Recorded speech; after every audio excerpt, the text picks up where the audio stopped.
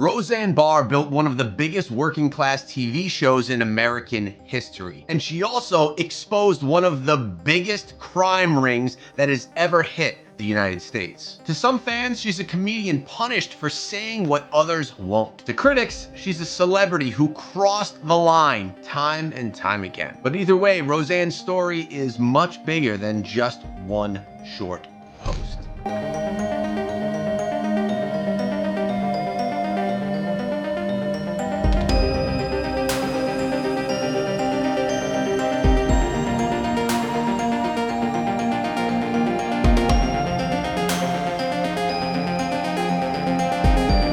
Decades-long collision between fame, politics, and a deep belief that the entertainment industry hides dark secrets. Today we're going from her earliest stand-up days to her peak to her public downfall, and finally to the conspiracy-laced era where she's calling out all of Hollywood itself.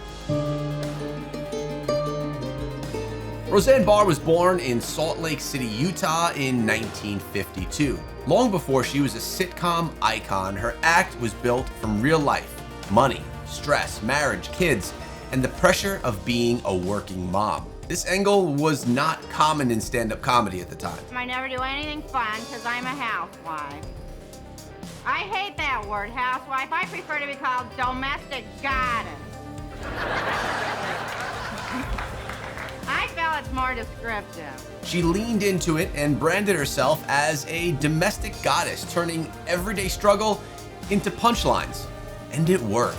By the mid-1980s, Roseanne was breaking into national TV, including a major milestone, an appearance in The Tonight Show in 1985. That's the moment where her career started shifting from a club comic to a household name.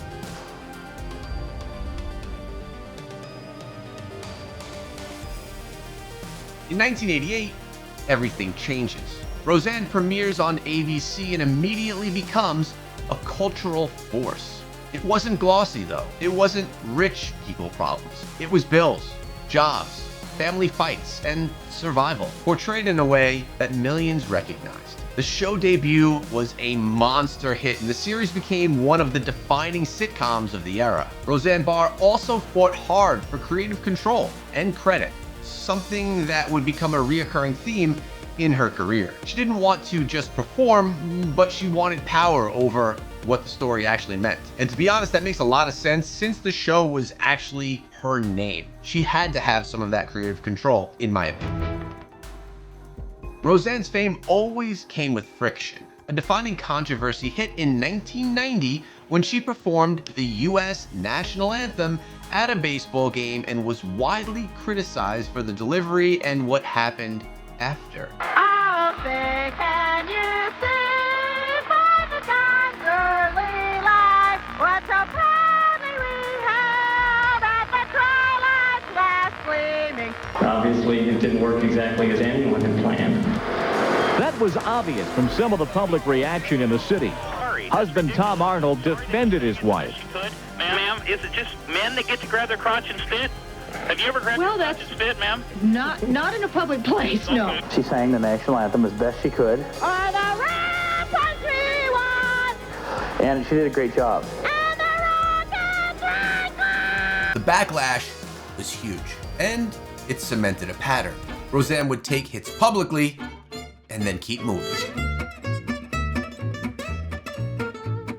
After the original sitcom run ended, Roseanne kept reinventing herself, hosting a syndicated talk show that ran from 1998 through 2000, and years later doing reality TV with Roseanne Nuts, centered on her life on a macadamia nut farm in Hawaii.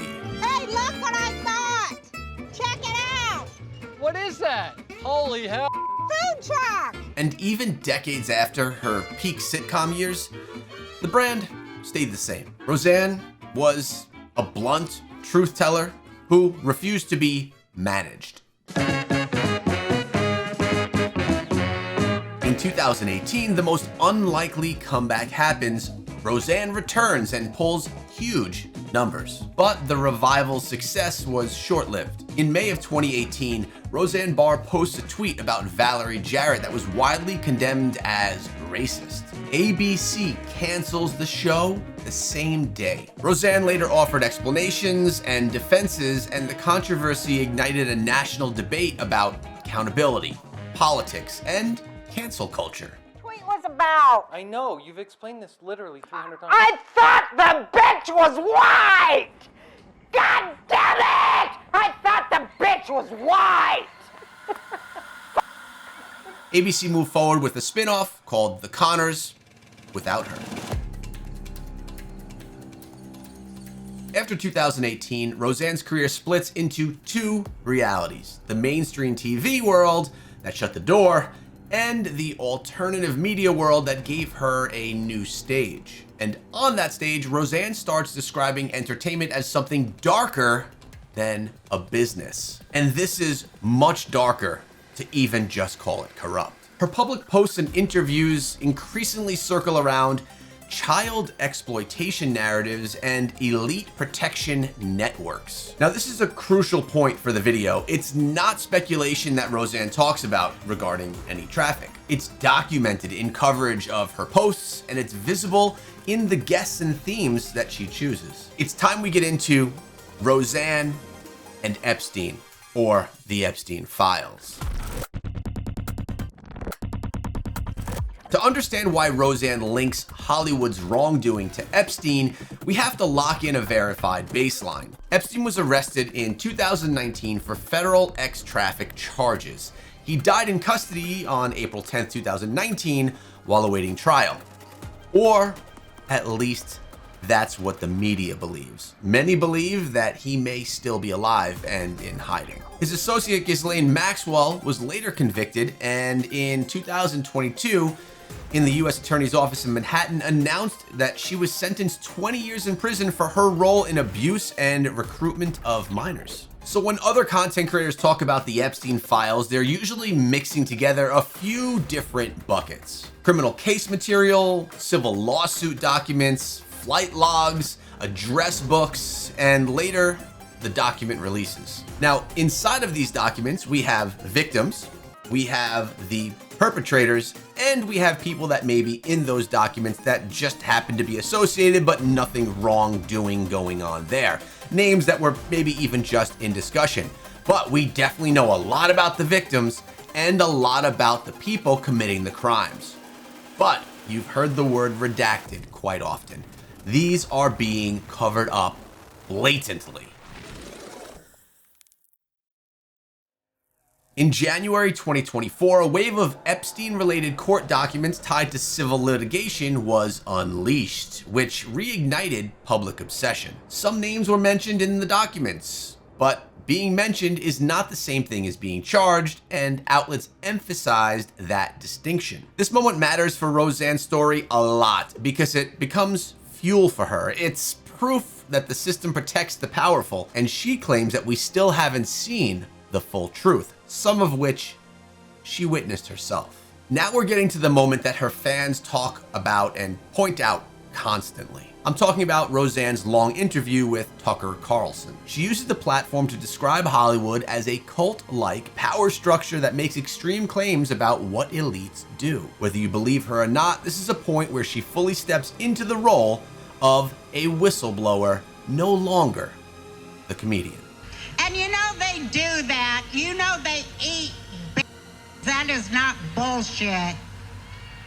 It's true. So it's not just the dogs and the cats, not just the pets. It's not just the dogs and the cats.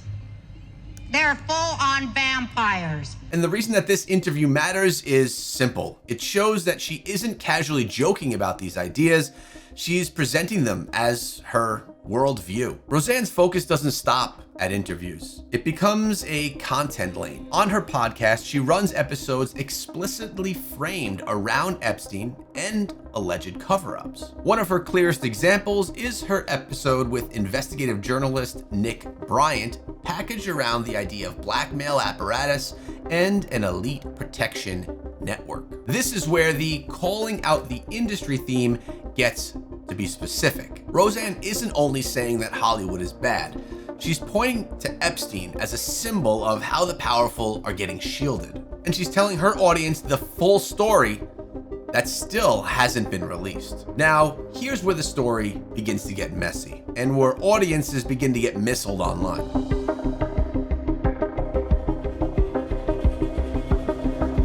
In 2025, the Department of Justice announced a first phase release of declassified Epstein-related files. The DOJ, Department of Justice itself, described the release as related to Epstein's exploitation over 250 underage girls. But the public debate quickly became, where's the full list?